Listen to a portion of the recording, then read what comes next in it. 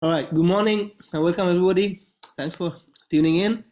Today we have Sifan Yu from Vanderbilt University who is going to talk about this very exciting topic, graph solution of relativistic Euler equations. Pretty excited, looking forward to it, and take it away, Sifan. Nice. Thank you for the kind introduction and thank you for the invitation. It's a good pleasure to give a talk here. So today I'm going to talk about rough solution of the relativistic Euler equations. So my talk will consist of 3 parts. First of all, I want to introduce the relativistic Euler equations. That is, a compressible inviscid fluid coupled with special relativity. Then I will give a new formulation of the equations, which has a geo-analytic structure, where is the equation that our analysis will based on. And after the introduction of these equations, I will give a proof of low-regularity, local verboseness by using the new formulation. And I will have content with quasi-linear wave equations, non-relativistic 3D or compressible Euler equations coming on. So before I introduce the standard first order Euler equation, I want to talk about the variables or the notations that we are using. So we fix a Minkowski background. We use the sign of minus plus plus plus, and we use the and we set the speed of light to be 1. Okay. Now, the velocity is a 4-vector field. It's time-like, which is very important. I will mention why it is important in few slides. And it is rescaled by Minkowski metric. So M of VV is -1. You can think this is an assumption you post on the initial data, and this can be propagated by the solution. All right. Then the next few variables are entropy, density, pressure, proper number density, and enthalpy. Okay, we have a background density. So this H bar is so-called background density. It is just something we assume so that our equation does not degenerate. So basically, compressible Euler equations or relativistic Euler equations become very degenerate when the density or enthalpy goes to 0. So this is just an assumption that if you want to do any analysis, you need this assumption, basically. All right. So now our fundamental unknowns of PD are velocity field V, enthalpy H. This is the log enthalpy. As you see, we take a log here, log enthalpy H, and entropy S. So roughly speaking, we have too many variables, too little equations. So we need extra assumptions, but they are all reasonable physical assumptions so that everything else can be written as a smooth function of these variables. So this is so-called fundamental unknowns of PDEs. And we have assumed an equation of state. And this is actually any equation of state because the pressure can be written as any function, any smooth function in terms of enthalpy and entropy. And same thing for speed of sound here. So it is quite important that the speed of sound is positive. And again, speed of sound can be a function of, should be viewed as a function of enthalpy and entropy. All right. So with these settings, I can introduce the standard first order. What is H bar? Yeah, I just said this is a fixed constant greater than 0. It is called background enthalpy. All right. Now we can introduce the standard first order formulation. So this musical isomorphism is just something that the notation that we lower and raise indices by Minkowski metric, because later on we lower and raise indices by another metric. So I want to make a difference here. So at this stage, you don't need to worry about too much about the equation A. What you need to know is this is a hyperbolic first order symmetric system.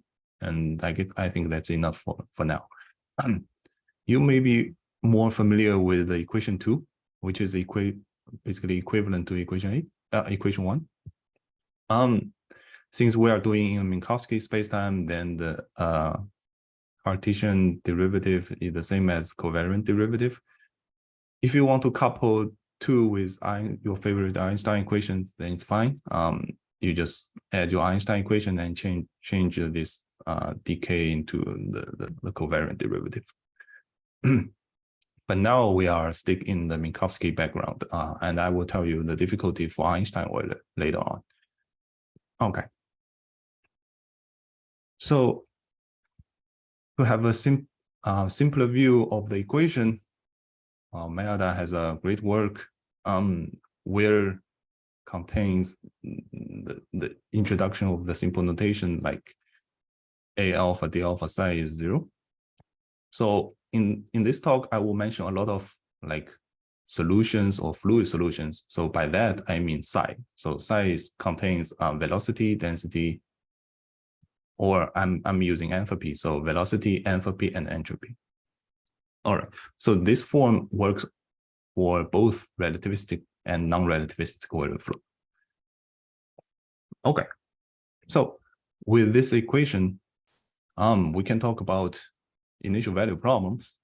So the standard or the classical result is when the solution has higher regularity than H5F with other assumptions like, well, you should view the second assumption is just something to keep speed of sound to be positive and nothing else. Okay, so this is not quite important. Well, it is important for the equation, but not quite important in the analysis. So when solution has higher regularity than 5F, we can have the local well-posedness. All right, and you can propagate the regularity by the equation. All right, so I claim that if you add entropy, then everything should hold. So any questions till now?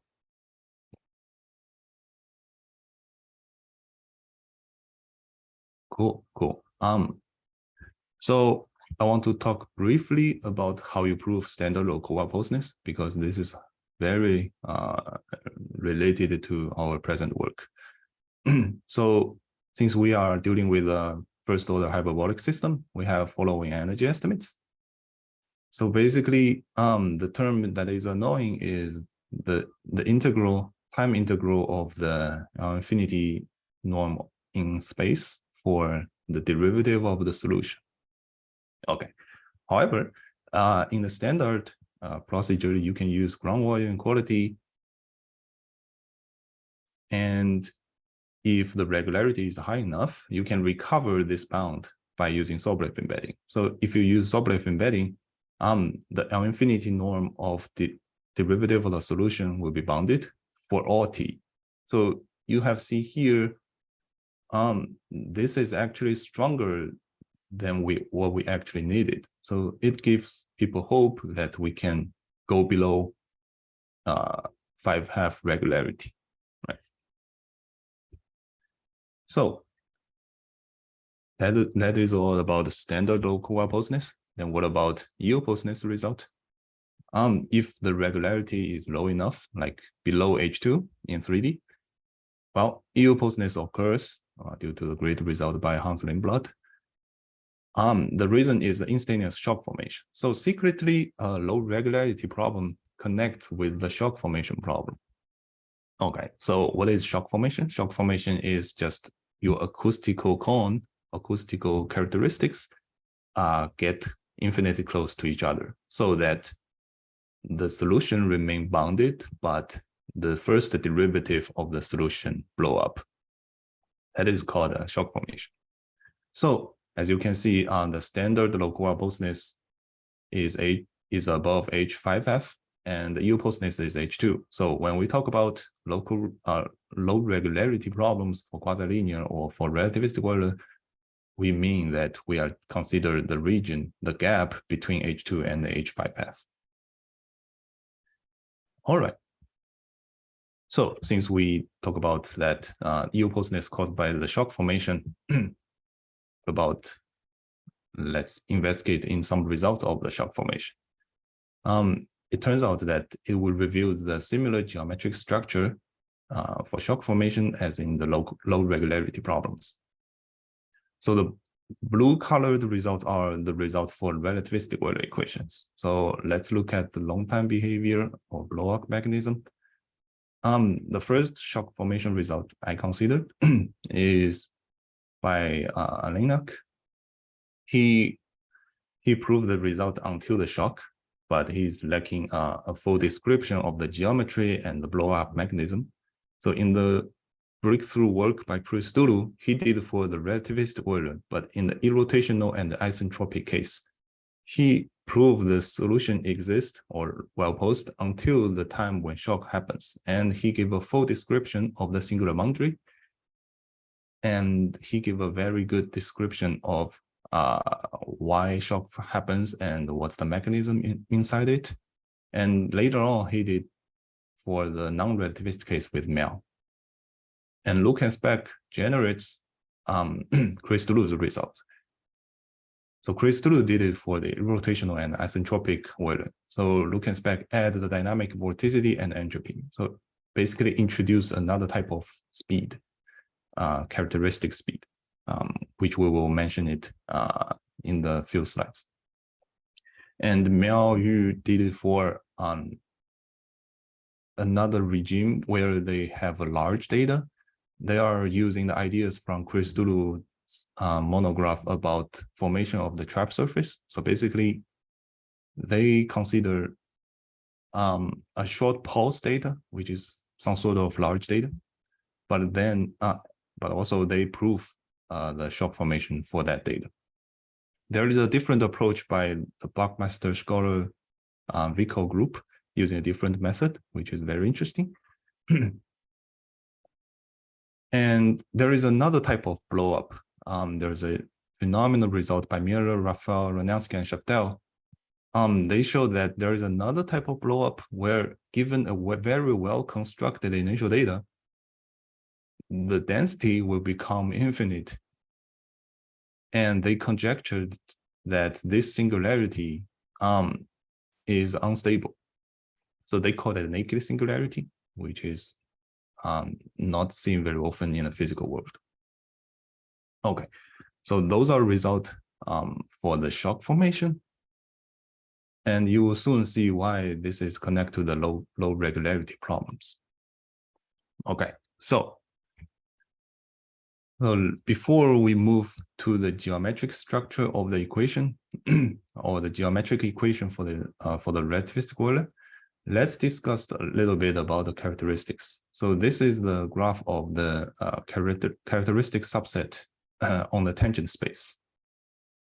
So outer cone, the red cone, is so-called light cone. This is where light travels. It is coupled with the Minkowski metric for now. Well, it can be your favorite metric if you want to couple it with our Einstein equation. Okay, it's fine. But in our work, we will focus on the inner stuff. So the inner cone is the sound cone. It coupled with, it is corresponding to the acoustical metric, which we will define later. This is where the sound travels and it captures the sound waves. And the other type of the characteristics is formulated by the integral curve of the velocity field. So material derivative B is just, velocity field divided by V0. We can divide by V0 because velocity field is rescaled. All right. Then this is where the flow itself travels. And there are some quantities that propagate by this integral curve of V. So namely vorticity and entropy, they are traveled along with the flow itself. However, the solution traveled by the sound waves. All right. So let me make a precise definition for my acoustical metric G. So I emphasize that the Minkowski metric is important for set up the equations, but it is less important in the analysis of the geometry of the flow. And we will focus on the analysis based on this acoustical metric G. All right. And V is transversal to non-hypersurface, which is really important because in the point of view of velocity field, it will view G non-hypersurface as the same as the a space-like hypersurface. So you are able to derive estimates for vorticity and entropy on the null hypersurface. That is really important. All right. And there is another difficulty raised, especially for relativist case, because the acoustical metric, the induced metric for acoustic metric is not conformally flat on sigma t. Okay, this will cause a little bit trouble where you have a more complicated geometry. So funny enough, people think relativistic Euler has better geometric structure. It is true, but however, in the analysis, the relativistic Euler only compared to the non-relativistic case, the relativistic Euler only give you more technical issues. All right. So let me get rid of sound waves. Let me get rid of the light cones. Let me focus on the sound cones and the integral curve of the flow, of the velocity. So B is where flow itself travels. And those cones are just sound cones. So we can construct a null frame based on these sound cones by solving the Eikonel equation. So we should call it Eikonel acoustical equation, but we'll stick to the notation for in the general relativity. So roughly speaking, the derivatives of the solution along the null hypersurface or the tangential derivatives are better than the transversal derivative. So L bar is the transversal derivative. And this B is so-called null lapse, and it is called inverse foliation density in the context of the shock formation problem. So this B is really important because when B is 0, then it means these cones are infinitely close to each other. Okay, and it is a if and only if condition. So B is actually a very good parameter that tells you the solution is well posed or not. Also, B satisfies a very good equation. And this S, maybe STU, these are two spheres because they are intersections of null cones and constant time hypersurfaces. Okay, so any question about this graph? So we are not using every notation. So what's important is L and B, and I think and some cones. I think that's enough. So any questions till now?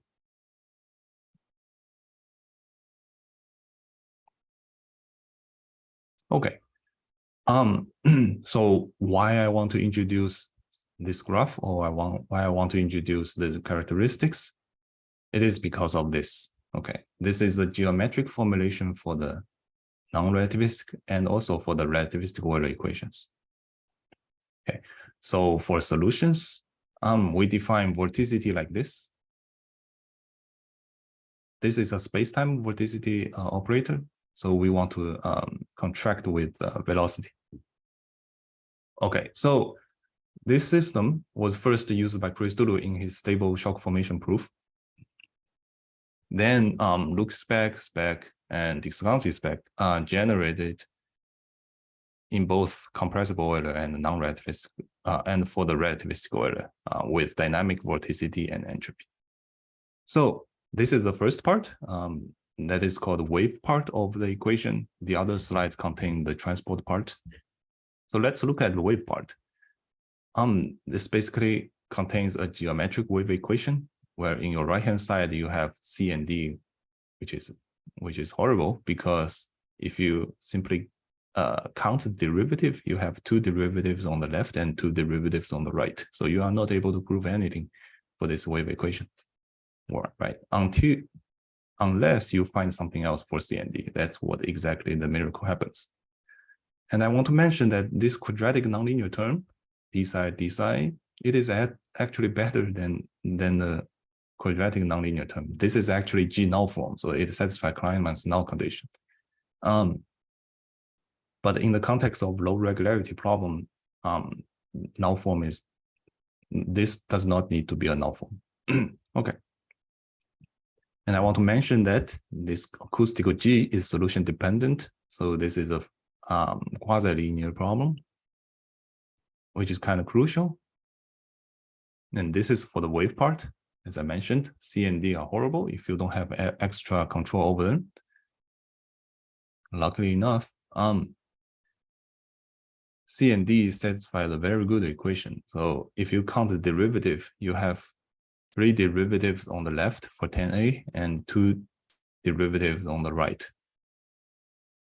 So it gives us hope that we can bound C and D. So it is very important that the wave part and transport part coupled with each other very tightly, and you will see why. And this transport part, these transport equations are the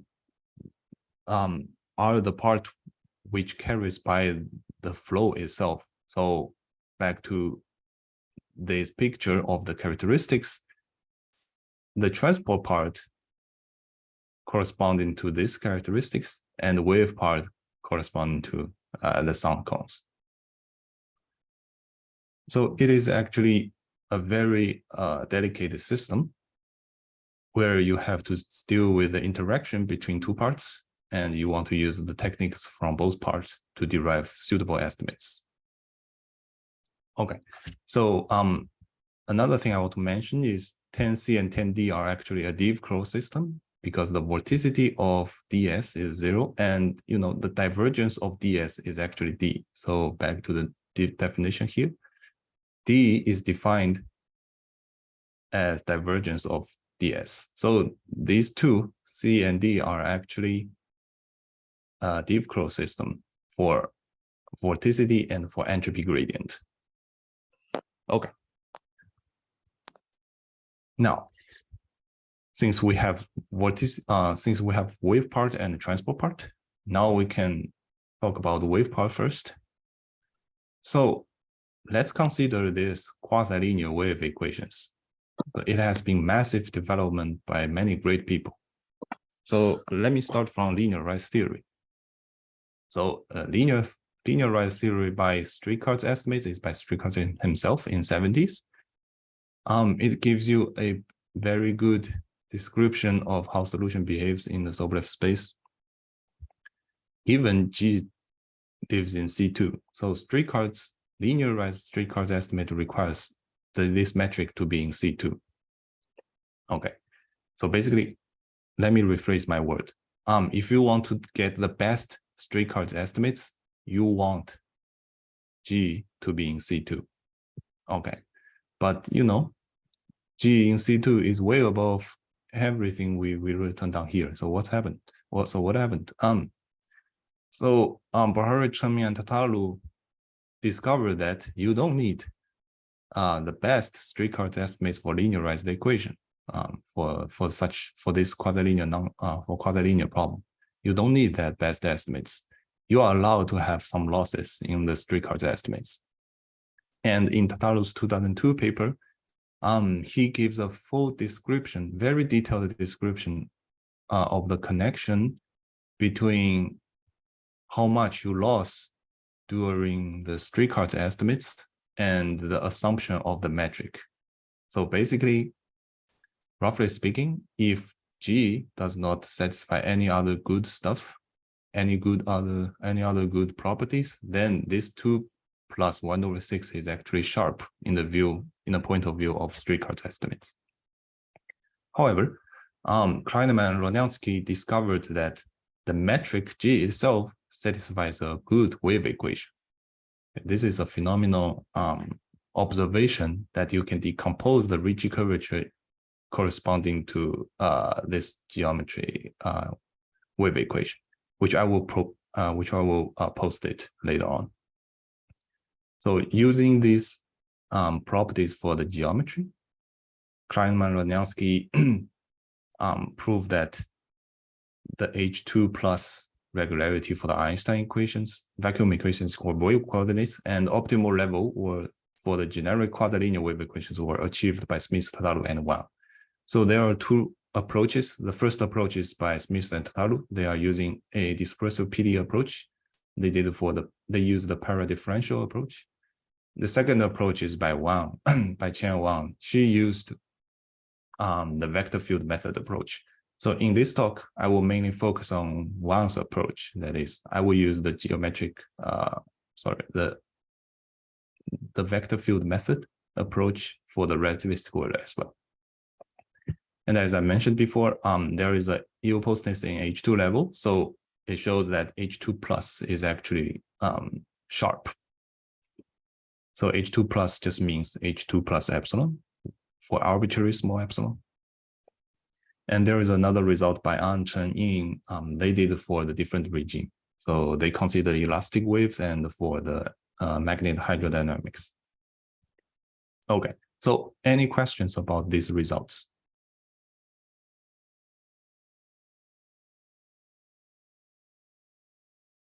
Cool. So let's move to the multi-speed problem. So these two results are the results for the non-relativistic Euler. The first result for such multi-wave speed problem is proposed by Descanzi-Law, Mazzone, and Speck. They assume the H2 plus for wave part. That is, they assume H2 plus for solutions for velocity, enthalpy, and entropy. And then for the transport part, that is for the vorticity and the entropy gradient, they assume H2 plus and C0 alpha for C and D. So the exact C and D, as I mentioned when I mentioned the geometric wave equations. Okay, so later on, Wang and John Anderson, they show that this Holder regularity can actually be removed. Okay, so H2 is the best result that we have for now for the non-relativistic case. So I'm deriving the same result as Descanzi-Law, Mazzone, and Speck for the relativistic Euler. And I think this H2 is a great threshold that it is really hard to get below from that. Okay, which I will discuss at the end of the talk. Okay, so this is my main result for the low regularity relativistic Euler equations. So n, as you can see here, can be anything between 2 and 5f. So we are in the regularity of H2 plus epsilon for wave part. And for the transport part, we assume H2 plus for vorticity and for entropy gradient. So entropy gradient is just one derivative of entropy. So entropy gradient and vorticity lives in H2 plus. And we have additional assumptions for C and D. So C and D should live in C0 alpha. Okay, so the third condition is just the same condition as the standard local apoptosis, such that the speed of sound is positive. Then we can show that we have a local apoptosis hold, and the solution and the regularity and the Sobolev regularity can be propagated, and only a part of the Holder regularity can be propagated. So basically, the Holder regularity for C and D. So C and D belongs to C0 delta, where delta is less than alpha, for the time of solution existed. Okay. So let me talk about how we derive this proof.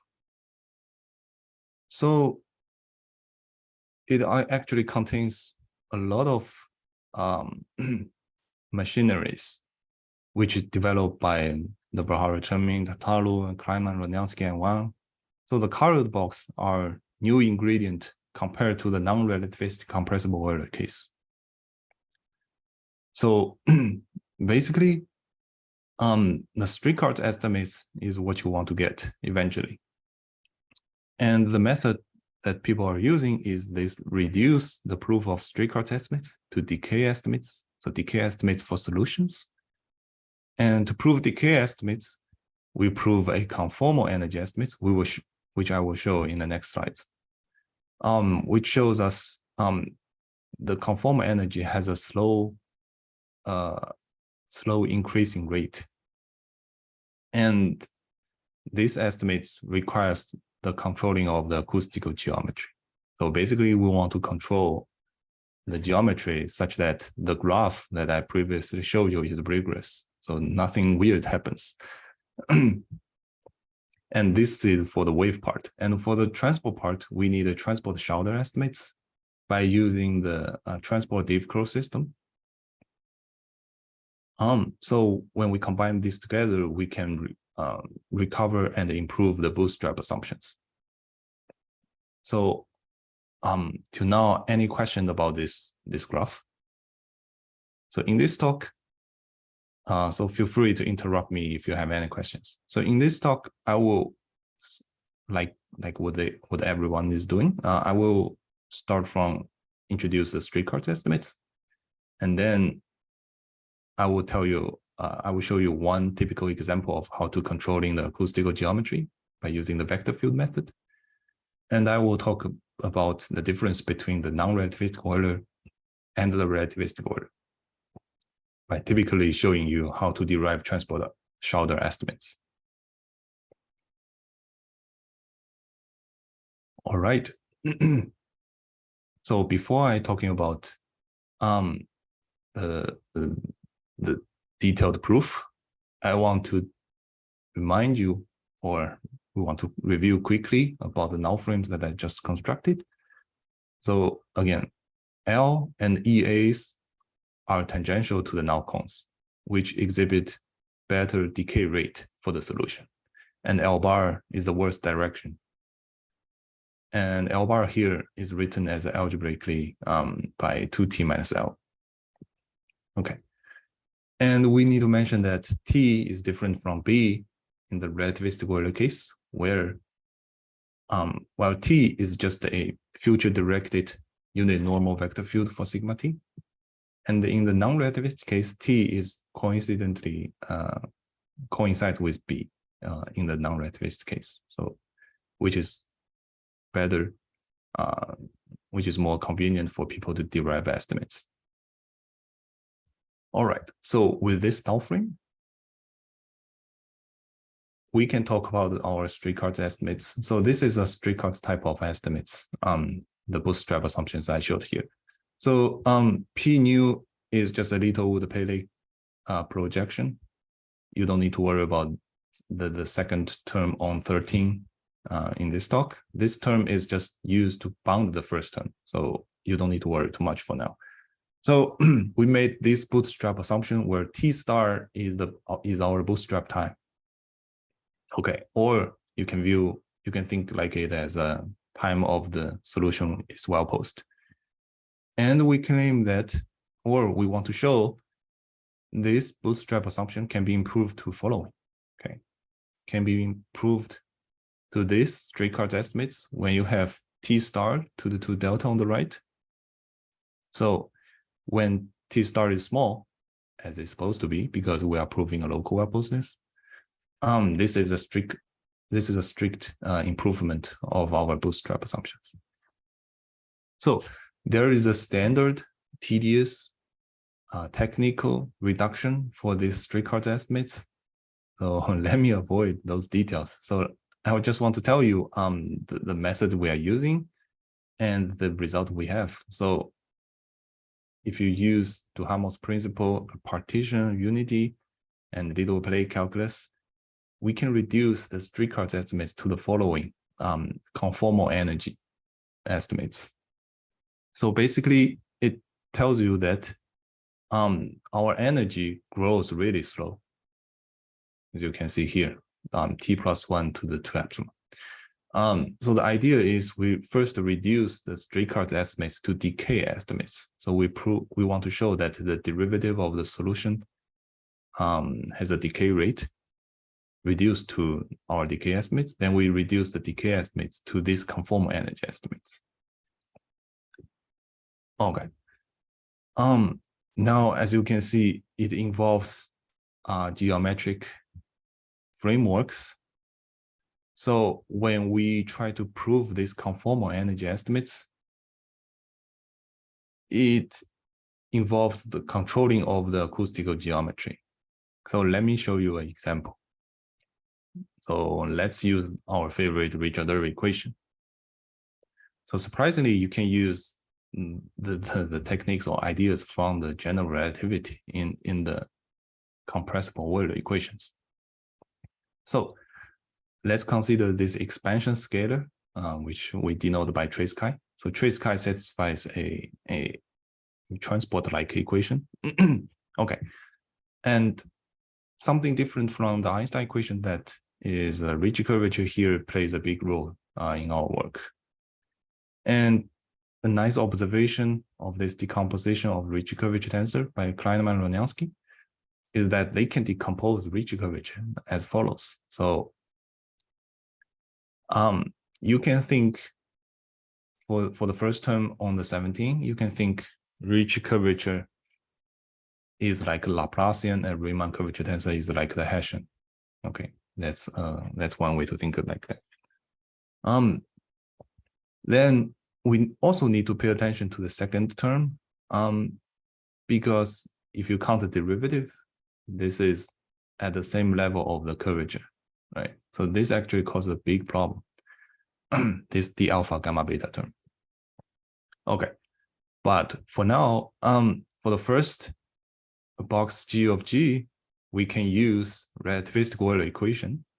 So you can see another example where wave part and transport part decouple, wave part and transport part coupled together, because once you want to control geometry, as long as you see Ricci curvature or Riemann curvature tensor, you know you have C and D appears, right? Those are the quantities that belongs to the transport part.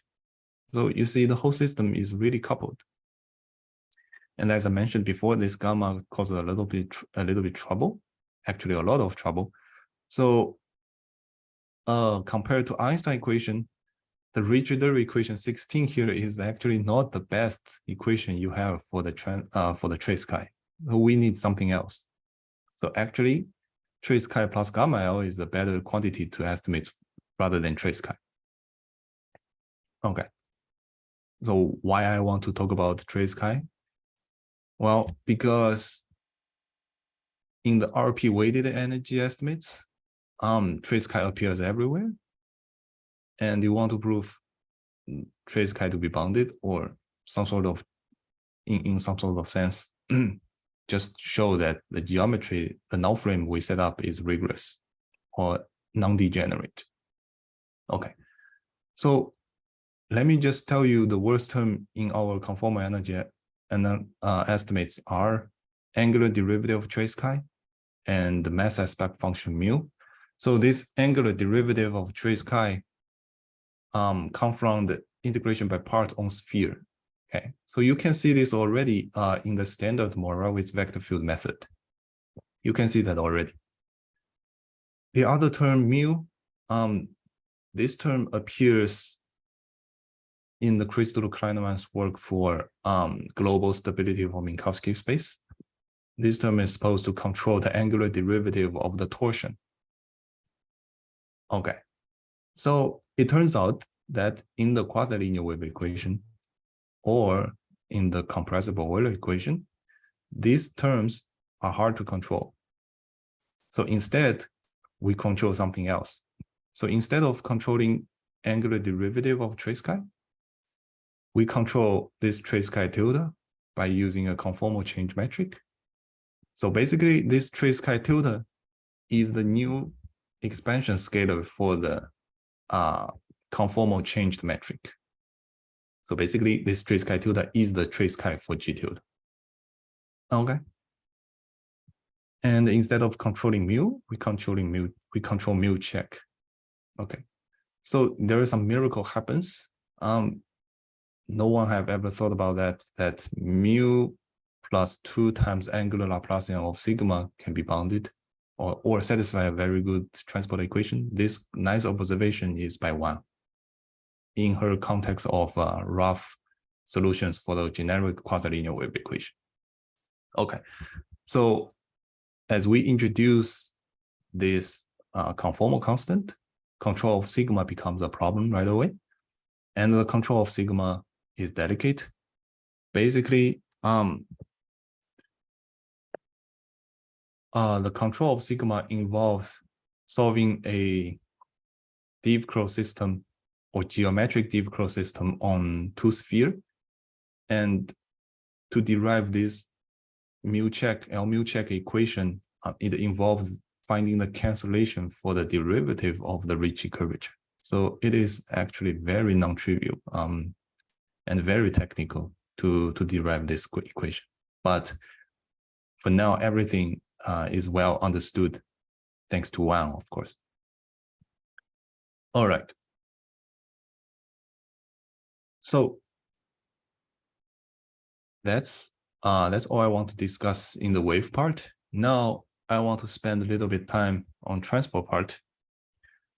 So I want to first point out the difference between the relativistic Euler and the non-relativistic Euler. So basically, roughly speaking, safe to say the relativistic Euler is more complicated than the compressible Euler equations. That's one of the reasons why there are much less work for the relativistic Euler equations. So first, difficulty appears only in the relativistic Euler equations is the fundamental form is not conformally flat. So as you can see, GCE means the induced metric for the compressible Euler equation. In the compressible Euler equations, so it is conformally flat. C is the speed of sound. And for the relativistic Euler equations, we have this cross term. However, it won't break too much of the structure because V is normalized such that these are controllable. Okay, so this is the first aspect of the relativistic Euler equations. The other thing, which is more annoying in our analysis, is the div-curl system we want to handle is space-time div-curl system. Okay, so since we have a space-time div-curl system for vorticity and for entropy gradient, then if we write them in terms of, but we want to derive estimates on constant time hypersurface. So if we rewrite them in the constant time hypersurface, we derive a quasi-linear Hodge system. While in the non-relativistic case, this Hodge system is constant coefficient. So it produces difficulty when we try to handle our transport part. Okay, so let me briefly discuss how we derive the transport Schauder estimates. Okay, so X can be space of L2 and Holder space C0 alpha. So this is the difficult part compared to, or more difficult part compared to the non-relativistic case. So d omega ds bounded by d psi cd. Well, in the non-relativistic case, this is pretty straightforward. You can use such Hodge estimates. This can be found in any book related to this topic. And we have more issue to derive it in the relativistic Euler case. And why this 22 is important? Because we can combine them with the transport equation. Let me go to the transport equation. So if you look at 10A and 10B, so C and D are bounded by d omega and d capital S. So capital S is just one derivative of S, small s. So we know C and D are bounded by derivative of vorticity and derivative of entropy gradient. So we have on the left CD bounded by d omega ds and bounded by CD. So we can close the estimates. And similarly for psi, we can use the geometric wave equation to bound it by psi, C and D, right? So 22 is really important for us to close the estimates for vorticity and for entropy gradient. So how we derive 22 in the relativistic Euler case? So first of all, since we have a space-time div-curl system, we need to rewrite them as a spatial system on sigma t, where this G inverse is solution dependent. It is Riemannian because we can have a good control over the velocity. And the main task is to show G inverse is really close to the Kronecker delta in the following sense. So we can show that some pseudo differential operator is bounded, which tied to this G inverse. Okay, so this is a smooth cutoff. And basically we show that this operator, sorry, the PD operator is bounded in Holder space. So basically this operator denotes the difference between G inverse and delta, right? So that's how we, well, we can do the similar strategy for L2 or for the Sobolev space. So this is basically how we derive div-curl estimates for the transport part in the relativistic Euler case. Okay, so any questions about the proof of the low regularity problems? Yeah, so sorry, yeah. So for this, div-curl system, so can you like go over this again a little bit? So because you have like a space-time div-curl, right? Yeah. So you're decomposing that into like you're taking the time components to the right-hand side? I'm rewriting every time component by spatial components. So let me show you how. So first of all, I can write d0 omega or dt omega by using the equation 9a, right? Then I can use the normalization of v so that I can write v0 in terms of va. Right. So I can write whenever I see a time derivative of or a time component, I can use equations, the transport equations and the normalization so that I can derive this spatial system. Right. So the term you generate, the extra term that you generate, these are good terms. Uh-huh. Right. Okay. Yeah. Then since this is quasi-linear, so I need a partition of unity so that I fix certain amount of the x in space so that I can use Fourier transform. So basically that allows me to go into the Littlewood-Paley calculus, and I control the difference between the center of the ball in the partition of unity as the other axis. So hope I answered your question. Yes, thank you. So basically the main idea is to show G inverse is close to delta. So but the process is a little bit technical and it involves you precisely go into the definition of Littlewood-Paley calculus. Okay, so for the last of the talk, I want to discuss the future result, which is exciting because a lot of things are unsolved. So as I mentioned earlier, our assumptions on the regularity is H2 for wave part, sorry, H2 plus for wave part, and H2 plus holder for the transport part. And Chen Wang showed that you can remove the holder assumption for transport part.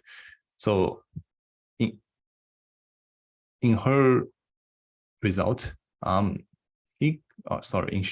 her result, she conjectured that the local well-postness result for 3D compressible Euler, I guess the same will hold for the relativistic Euler. With the initial data, V rho as omega lives in H2, H2, H5 and H3 So she conjectured that we can lower the transport part to H3 So the best result for the compressible Euler is omega lives in H3 And the best result, the best result for the compressible Euler for now is H2, omega lives in H2. And the best result for the relativistic Euler is omega lives in H2 plus we have the Holder bound for C and D. So we are half derivative away from the optimal level, at least from what Chen conjectured. So she has this conjecture basically saying that as long as omega is bounded in L infinity, everything should be fine, right? Because if you think you use Sobolev embedding, H3 you can embed it into L infinity space. So basically she's saying as long as omega is bounded initially in L infinity space, then the local well-postness should hold true. And there is a EO-postness, but in the incompressible Euler, saying that if omega in H3 then the EO-postness will happen. So this is a very interesting conjecture. And I think omega in H2 is a horrifying threshold that I don't know how to go below from that. The idea is if omega lives in H2 minus, then the C and D that I mentioned on the right hand side of the geometric wave equation, well, then the derivative of C and derivative of D will live in H0 minus. So DC and DD should be viewed as distribution only. So that may cause a lot of problems where the current techniques seems not working on that regime. All right. So besides this optimal low regularity result that one can try to prove, there are many things that we can try to prove, and many of these topics are completely open. So for Einstein vacuum equation, there is a phenomenal result by Kleinman, Lewandowski, and Shaftel. They prove that bounded L2 curvature conjecture. So basically the H2 assumption just for Einstein equations, H2 assumption for metric just for Einstein equation, because there are supposed to be no shock for Einstein equation. And for Einstein Euler, I think this field is completely open. It is because that if you coupled your sound cones with your light cones, and it's really important to derive energy estimates along sound cones. However, sound cones looks time-like in the point of view of light, right? Because sound cones is inside of the light cone. If the speed of sound is less than speed of light, then the sound cone looks time-like in the point of view of gravitational waves. So it is unlikely that you can derive energy estimates on a time-like hypersurface. So from that point of view, the Einstein-Euler or the multi-wave speed system is really hard for people to derive low regularity results.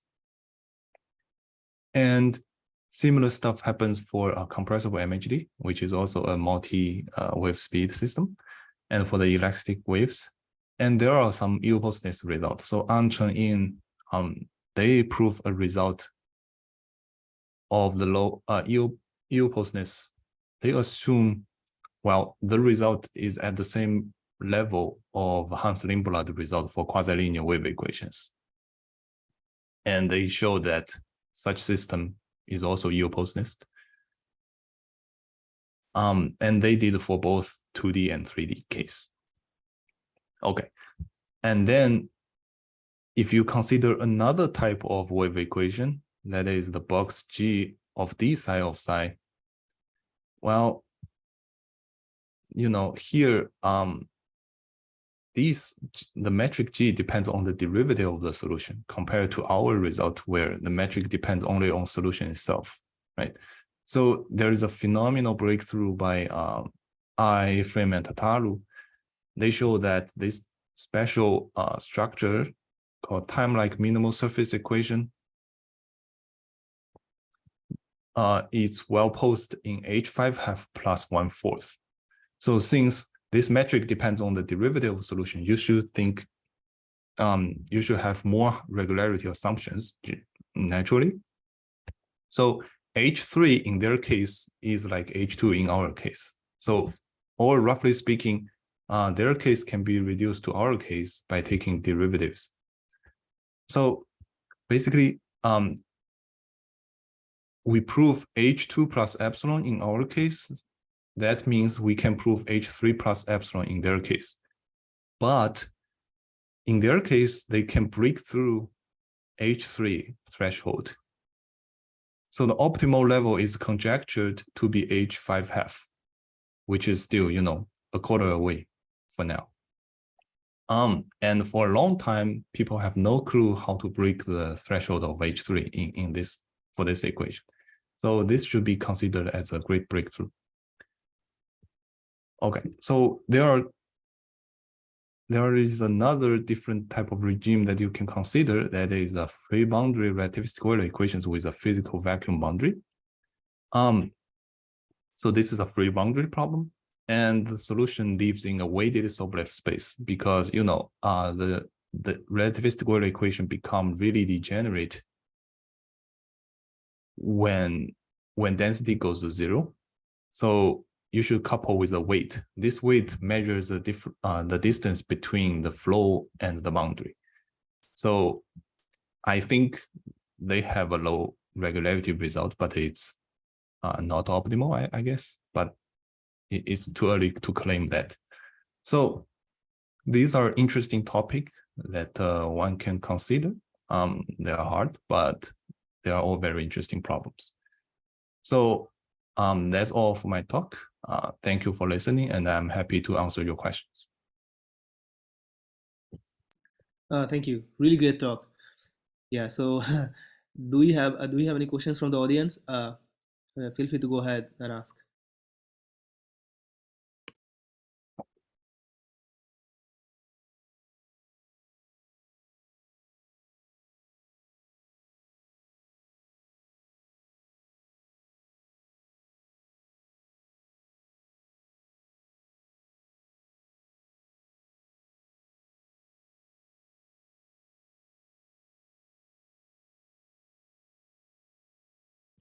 Yeah. Okay. Then I guess I have like a couple of questions that I guess I'll ask. So, Okay. yeah. So, if you go back to the last slide, that Yeah. yeah. So here you mentioned like this Einstein vacuum case, we have a L2 bounded curvature, right? So metric is in H2, but in Euler you have H2 plus, like you can go to H2 is the show.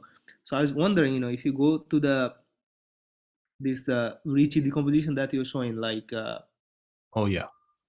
is this because of this, this middle term? Like, is the middle term actually plays a role in that regularity? Exactly. Yes, exactly. So in Einstein equation, you can ignore this Ricci term, but in Euler equations or the generic quasi-linear equations, the second term in 17 on the right hand side exists, Right. and that prevents you. So that is where the metric can be. The acoustical metric acoustical geometry can be degenerate due to the shock formation. Right. This term plays an important role. Right. Okay, so Euler is, kind of seems like much worse than Einstein. Yeah, that's right. And this term is present in generic quasi-linear wave equation. So Right. if you remove the transport part, this term is there. So the best result of the quasi-linear wave equation is actually H2 plus. Right. Yeah. Okay, so another question I had was like, I guess it's a little bit tangential, but if you study the Ricci curvature here, Mm-hmm. so so this for Einstein, I guess, like we can have the Ricci satisfy some monotonicity property like positive definiteness for Mm-hmm. Right. some matter source. Is there like any specific type of fluid, maybe like satisfying some specific equation of a state or something like that, for which you can actually compute this Ricci and kind of like what I'm asking is like, does this Ricci have some sort of monotonicity property for some special type of fluid? Do you know? Probably, but so first of all, Ricci curvature in the context of generic quasi-linear wave equations has different behavior when you contract with different vector field. So you can only allow to contract with L derivative of an angular derivative or angular vector field. If you basically you cannot contract with 2L bar. So that's the first thing. The second thing is, I think it is hard to find it in the context of this case, but I think people has a little bit chance to find such structures as you mentioned in the time-like minimal surface equation. So if you expand this box G side, the nonlinear term satisfies Kleinman's null condition. Right. That I think that suggests you could have a better Ricci curvature. Right. That's from my taste.